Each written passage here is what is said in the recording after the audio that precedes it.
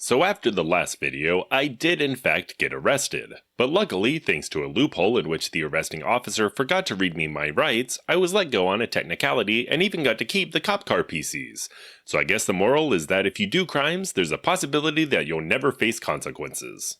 Anyway, about 15 years ago, I was bunny hopping in Counter-Strike Source, when I said, "Ugh, I need to practice more." Bro, your mic sounds like ass. Oh no, is it failing?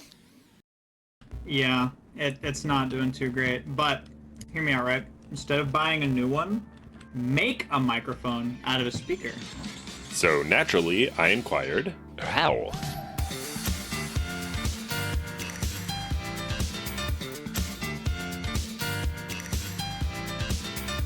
So here we are 15 years later. This is the cheapest pair of headphones I could find on Amazon that didn't also have a microphone already attached. Let's just do a quick audio test. I've got my phone right here and... get the stupid cable. Next time I buy a phone, I'm gonna go out of my way to get one with a headphone jack. I hate this. Okay, so, sound test. You can't hear it, but suffice to say, certainly sounds like a $10 pair of headphones. Now, of course, I do already own a pair of headphones. This is the pair I use every day, the Philips SHP 9500. These are about $80 and they're amazing. I've used headphones that are hundreds of dollars before and these blow them out of the water. I've been using them since about 2016 and they're so good that I bought 2 more pairs that I have on standby in case they ever break. If you're looking for headphones, I absolutely recommend them. Anyway, back to our subject. So how do we actually go about turning this into a microphone? Well, first let's open the thing up. I ripped off the lining in the ears and proceeded to remove the earpiece from the rest of the headphone's head strap, which wasn't easy to do. It's probably obvious, but you want to prioritize the side of the headphones that has the wire leading to the earpiece, since that's the side that the 3.5mm jack is on. After that, I attempted to separate the earpiece from the other plastic casing. This turned out not to be necessary, as if I had paid more attention, I would have noticed the screws that were underneath the cloth lining I removed earlier, which would have given me access directly to the speakers inside. And here's our goal. So what are we actually doing here? Well, it turns out speakers and microphones operate on the exact same technology, just in reverse. All you have to do is flip these 2 wires and a speaker becomes a microphone. So that's what we're doing. I used my soldering iron to heat up the solder and just flipped their placements. Then I used some more solder to make sure that they were securely in place, and that was it. Now, I did test it, of course, but I'm going to hold off on showing that test for now. The reason for that? We've got one more little project. This is a telephone. I thought I was buying a rotary, but it turned out to be some Ashton Kutcher shit. These are just buttons. Anyway, if you're a Zoomer or something, this is what phones looked like before everyone had a cell phone. If you wanted to call someone, you'd pick up the handset and dial it manually. You'd just memorize phone numbers because people could still remember stuff back then, or you'd write them down. And if you needed a number you didn't already know, a pterodactyl would occasionally drop something off called a phone book, like this one. Anyway, you can also turn one of these into a microphone.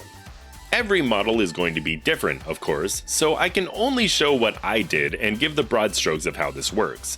Since there's both a microphone and a speaker already in each handset, I was just going to wire the microphone side since I figured that would be less steps. But since I'm going to be soldering an XLR cable to this, I needed to know which colored wires I was working with once I severed the cable, since there was going to be 4 of them in there. In my case, you can gain access to both ends by simply unscrewing the plastic. I did so and it immediately popped off, leaving the wires behind. Yeah, they gave barely enough wire for it to reach the contacts on the microphone. This really sucks because I don't know which wire went to which contact.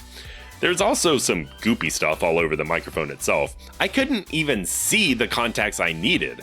I used my soldering iron to try to clean it, which did work, but I still didn't really know what wire needed to go to which contact. And since the wires were so short, I couldn't actually get a hold of them to try to solder them back onto the microphone. And even if I did, it was going to be a really annoying trial and error process of figuring out what works and what doesn't. In the end, I decided to give up on this side and go for the speaker side, which means we're going to essentially be repeating what we did last time with the headphones. Luckily, on the speaker side of the handset, they gave us some longer wires to work with. Here, we can see we have a red and green wire. Yeah, that's green. It doesn't look like it, but trust me, it is. Anyway, since this is wired to be a speaker, I flipped those two wires again and put the handset back together. Then, I snipped the end of the cable that leads to the phone and stripped away the plastic. Inside, I found 4 wires. Luckily, I know the red and green wires are the ones I actually need. I stripped the plastic coating back to give myself access to the copper wire underneath.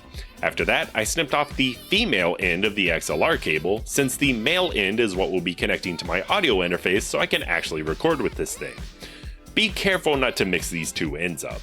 Anyway, inside the XLR cable, I found both a white and a red wire, which is pretty typical. I figured the red wire should go to the red wire on the phone cable, so the green wire should connect to the white wire. I gave myself enough wire to work with, and also slipped some heat shrink tubing over the cables for when I'm done, and I got to work soldering. Not the prettiest job, but it worked. Once everything seemed to be connected and I had inhaled enough lead, I went ahead and used my heat gun to shrink the tubing, and that was that. I gave this a test as well, and everything worked. So I'm going to be doing a 3-way comparison between 3 microphones. This is the Shure SM58, and it's what you've been hearing in all my videos since at least the Demon's Souls video.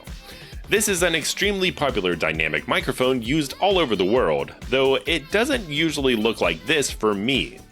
I remove this end of it and stick it inside a 3D printed housing on a mic arm that makes it resemble a Shure SM7B, since I find it a bit easier to work with.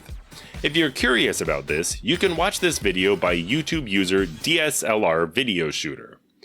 Anyway, this will be my first microphone, followed by the headphone microphone, followed by the phone handset microphone. Wow, how many times did I say the word phone in that sentence?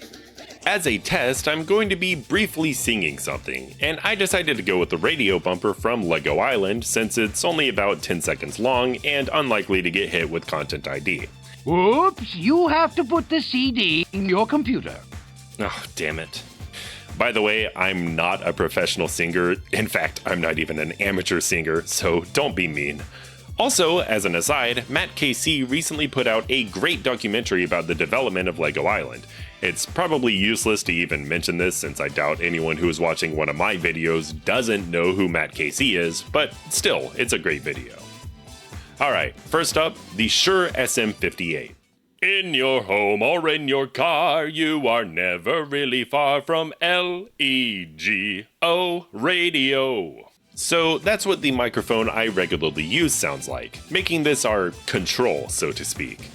It feels weird to be complimenting the equipment I regularly use, but I'm quite happy with how this microphone sounds. It's clear, sounds good, etc, etc. Up next, the headphone microphone, and yeah, you already probably have an idea of what this is going to sound like. Even when I'm not talking, it looks like we've got some noise. Let's hear it. In your home or in your car, you are never really far from LEGO radio. Yep, definitely noisy.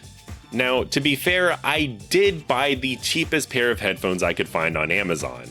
Maybe if I did some processing, it could eliminate some of that noise, but then you're also going to lose some of the voice quality, so Also, your mileage will probably vary depending on how good the headphones you purchase are, but I wasn't going to sacrifice one of my actual good headphones to try it. Surprisingly though, other than the white noise, the microphone itself didn't sound too bad. It captured the bassiness of my voice pretty well, all things considered. I would definitely be interested to see just how good one of these things could be. If I didn't have any microphone but did have an old pair of headphones or speaker lying around, I'd totally try and do this to see what I could get out of it. Alright, last one up, the phone handset microphone. In your home or in your car, you are never really far from LEGO radio. To be clear, I already knew it was going to sound like this. I wanted it to sound like this, since I thought it was fun. You can use some filters to make pretty much any microphone sound similar, but I wanted that authentic phone handset shittiness. Some people actually do cool stuff with it. For instance, there's a singer named Juliana Chahayed who frequently sings cover songs while playing guitar and cosplaying characters, and it lends her covers a really nostalgic quality that's hard to really explain. But I definitely recommend checking out her content.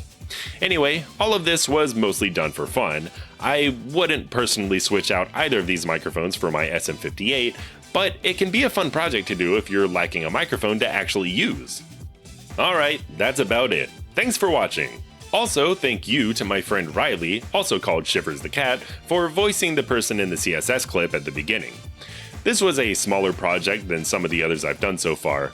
I intend to include some smaller projects between larger ones like this, since it's a bit cheaper than doing some of the larger PC projects I've been doing recently, and I'm not exactly making a killing with ad revenue.